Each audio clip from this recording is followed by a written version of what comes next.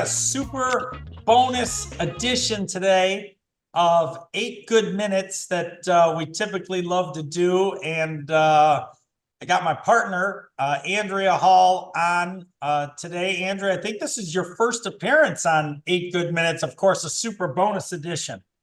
Yes. I was going to file a grievance that I haven't been invited sooner, but what better way than to get to talk to Mr. Nick Gaudino, an old friend of mine, an old colleague from UWM, and we're here to talk about some exciting stuff.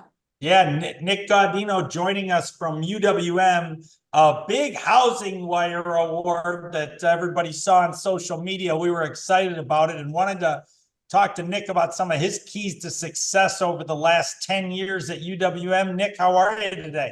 I'm great. Good to see you both. Thanks for having me. And thanks for inviting Andrea. I love it. Everybody says that when I take her places, it's like, I think I'm the third guy on this one today. That's fine with me. So Nick, you won this award. It was all over social. It's really exciting. I know that, leadership is a big thing for you. I got some questions for you today about leadership. Tell me about your rise at UWM over the last 10 years, because it's been a lot of hard work and a long time. Yeah, where do I start? So first and foremost, this place has absolutely changed my life. I got in mortgages when I was 19. I joined Quicken Loans. I didn't know there was a T in mortgage. I didn't have a mortgage. I didn't know what a mortgage was. They taught me how to sell. They taught me how to connect with people. But at 19, 20, 21 years old, my work ethic was trash. And after 3 years, they decided to let me go, which was probably the best thing that happened to me, because when I showed up at UWM, I was kind of in that fork in the road. I can do what I did before and get the same results, or I can trust the people around me, my leaders, my teammates, who had all the things that I wanted, and maybe it would work for me too. And when I showed up here, I had very little to my name. I drove a beat up minivan at 24 years old with no kids. Definitely not the coolest thing, but it was free and clear, no car payment. And, I had teammates that would give me $20 to put in my gas tank because I had no clue how I was going to get to work the next day. And I told them, I have no clue how I'm going to pay you back. And their response was, don't worry, one day you'll be able to pay it forward, right? And early on in my career, I saw what leadership was about. Leadership was about sacrificing self to give to others, because eventually that comes back tenfold. And I saw that with teammates who didn't have a leader title. I saw that with leaders who I reported to directly or indirectly. And being able to see that impact my life personally and professionally only fueled my desire to one day give that back in return. So I was an account executive for 1.5 years, and I had the privilege of being promoted to a team leader. So I took that role and led a team of, up to 8 account executives. And after being a team lead for a year, I was approached and asked if I wanted to become a division lead, completely get out of production and be full-time leadership. And I absolutely said yes. I wasn't your top sales guy by any means. I did all right. But my passion was, how do I help other people?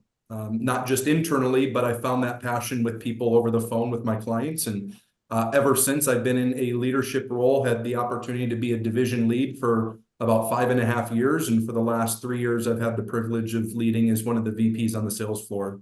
And again, the impact that it makes on my life is very rewarding and fulfilling. And being able to watch other people change their lives and experience that same journey that I had when I stepped foot inside this building, you can't replace that. It's priceless. What a story. The first thing that comes to my mind is, from nowhere to somewhere, right? And then the second thing that comes to my mind is, did you pay all those people back their $20? Yes. Well, I paid it forward. Good. Yeah, even if I wanted to pay them back, they probably wouldn't have accepted my money. Andrea, I know one of the reasons you wanted to be on the show is because you had years of working with Nick, and we're just very impressed with the way he does things. Yeah, I could just listen to you talk for hours. I mean, it reminds me, one of my most fond memories of my time at UWM, and there were a lot of them, were our lunches. Nick and I would meet for lunch once a month, maybe once a quarter, depending on our busy schedules. And we would seek advice from each other. We would share struggles with each other. We would share advice. We would coach each other up, both being a part of the leadership team. Me and ops and him in sales. We partnered together a lot, but we shared a lot of the common struggles and obstacles that you have as a young leader trying to juggle everything and do your best and grow. And, your story was always so inspiring to me, Nick, and we always coached each other up and gave each other really great advice as to how to be our best self. And one of the things that always resonated with me was your perseverance. You never gave up. And no matter what it was that you were, striving to accomplish, you had your eye on the target and you were going to accomplish it, and you weren't going to let adversity, stop you. And one of the things that I loved in your Housing Wire article, which we didn't even, congratulations, rising star. That's a very coveted recognition from Housing Wire. You said in the end of it, understand your why, because if you know your why and your why is strong enough, that is going to push you through any adversity you'll face in life. So your why is leadership and wanting to give back.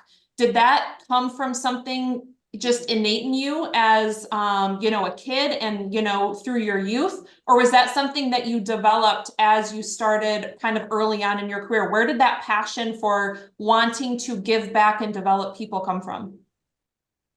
Yeah, I definitely think when I spent some time thinking about it, I was fortunate to have leadership introduce this idea of having a why, because before I started at UWM, I had no clue what that was. If someone brought it up, I'd be like, I don't know what you're talking about.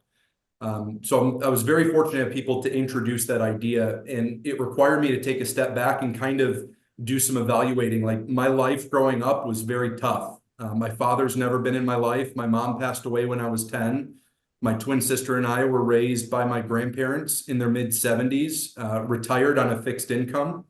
We didn't have the coolest clothes, the coolest shoes, but my grandparents would give the last penny that they had to make sure my sister and I were taken care of. We were provided for. And through some journeys, a lot of people left my life. A lot of people chose to no longer be a part of my life based on, who I am and my truth. And for a long time, I thought there was something wrong with me. There was something that I was doing incorrectly. That the reason they left my life was because of me and not because of them. And when I got to this point at UWM where I started to find success personally, I never wanted another human being, especially someone I worked alongside, to feel like they weren't worthy of everything they hoped and dreamed of. Because there were people in my life told me that I was not worthy and I wasn't deserving and I wasn't enough for those things. And that was part of my why, was I want to prove to myself and kind of indirectly the people that told me I wasn't worth it, that I am. And then that next evolution of why was, how do I help inspire people to realize that they can accomplish anything that, one, they put their minds to, but two, that they never thought was possible, right? Like 19-year-old Nick, 10-year-old Nick would never imagine that I'd be here today, but I am. And it's, how can I be vulnerable and share my story and help inspire other people to realize that your past doesn't define you. The things that you went to isn't a limitation. Like, those are things that prop you up. Those are things that become the power and the fuel and the fire to drive you forward. So being able to spend the time and kind of look at my life and evaluate, like, what was it that I needed at a young age, really helped me develop that why. And number two, helps drive me on what I do on a daily basis today, inside and outside of this building. It's beyond an inspiring story. I mean, it's really something. Nick, what do you think are the key things that, triggered you to become successful outside of what was in you? Because we all, I can relate to your story. A lot of people can relate to your story. But there were some things that probably happened for you at UWM that helped you to, what were those things that because I think that that's very interesting. We all have stuff inside of us that gets triggered somehow by some external forces sometimes. Yeah, I think, kind of going back to what Andrea was talking about, like, being vulnerable with people and having open conversations on things you're struggling with. I think so many times as a leader, but just as a human being, you think that what you're struggling with, you're the only one going through it.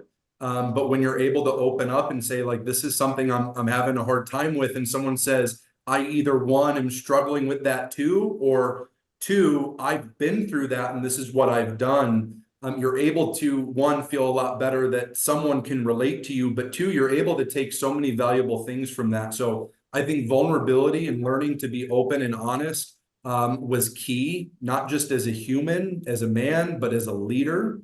But I think number two, learning how to speak up. I think, Andrea and I talked a lot about this. I think sometimes you're so concerned to say what's on your mind. Maybe it's idea, maybe it's a play, maybe it's a thought, maybe it's a change that you think you need to make within a team. And I think so many times we hesitate and we take a step back and we say, well, what if it's shut down? What if someone thinks it's a bad idea? When in reality, it's up to me to evaluate where's this coming from and kind of self-evaluate. Like if it's coming from the heart, truly believing that this is going to be the benefit for the entire group or the entire team, speak up. And it may not be the idea that we land on, but we may be able to evolve something from that. And then also, like, I'm not going to walk out of this building knowing that I didn't give it my all. I'm going to give everything I have each and every single day, whether it's popular or unpopular. I want to not just see UWM win. I want to see our team members win. I want to see our clients win. So I think that was a pivotal point of learning. It's okay to speak up and finding your voice and not being afraid to speak those things into existence. Yeah. Well, one of the things, that's the most powerful is being a part of an environment that fosters that collaboration and idea sharing and feedback. UWM and Hall Financial have a lot of things in common in the pillars of UWM, and we have what's called the code. It's the fundamentals that the company is founded on and the belief system, and it's from the top down, Matt, David, to every other person in the company. And when you are part of an organization where your voice matters and your voice is encouraged and your feedback and your constructive criticism of a better way to do things or problem solve, or, something great that can be a game changer for the industry, for the company, for the team, being a part of an environment that encourages those things is very special and unique. And I think that that's a game changer that, you and I both experienced at UWM. And one thing that's opened those doors for you to feel comfortable speaking up and sharing all the ideas that you've had. Yeah. And something to add on that, because I think it's funny, like most of the time we have to get out of our own way.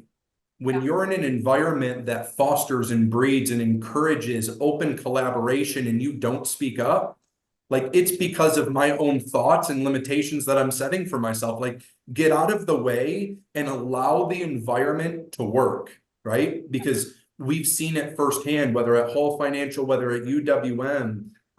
So a lot of times it's just get out of your own way.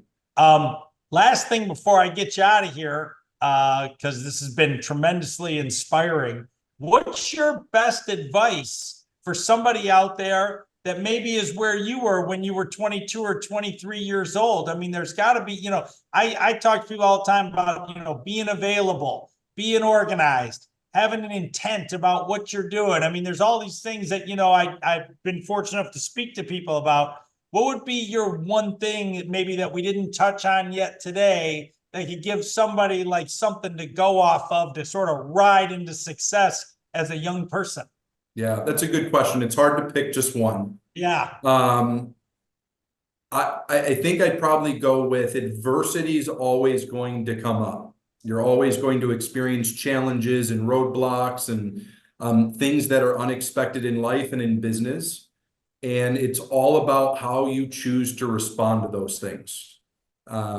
You can choose if they stop you from finding success, from accomplishing the things that you want in life, or you can choose to overcome them and push through them, no matter how difficult or impossible it may be. and then get to the other side and look back and realize that you're 10 times stronger than you ever thought you were. And one of the things I share with our sales team, it's this cow versus buffalo mindset, right? Cows react to storms by running away from it, hoping that they outrun the storm, but eventually the storm catches up with them and it prolongs the pain and misery that they experience. Whereas buffaloes, they turn directly into it and they run into the storm. And I think having that mindset is, I'm going to face every obstacle and challenge head on, no matter how scary or difficult it may be. And I think what that does, again, as I mentioned, like shows and proves to you how much stronger you think you are. But I think it also inspires other people to do the same thing. And we're able to lead by example and bring people along with us. That way, it's not just a me thing, it's a we thing, and we get to succeed and live amazing lives together. It's tremendous advice. Obvious why he's a Housing Wire rising star. This has been really inspiring. Nick, thank you so much for joining us on the show today. I appreciate you guys having me. Always good seeing you guys. You know, we love Hall Financial. We appreciate your partnership and can't wait to continue succeeding together. Thank you. Andrea, thanks for joining. Incredible advice. Took so many nuggets from that we can share with our team. So thank you. Yeah, no doubt.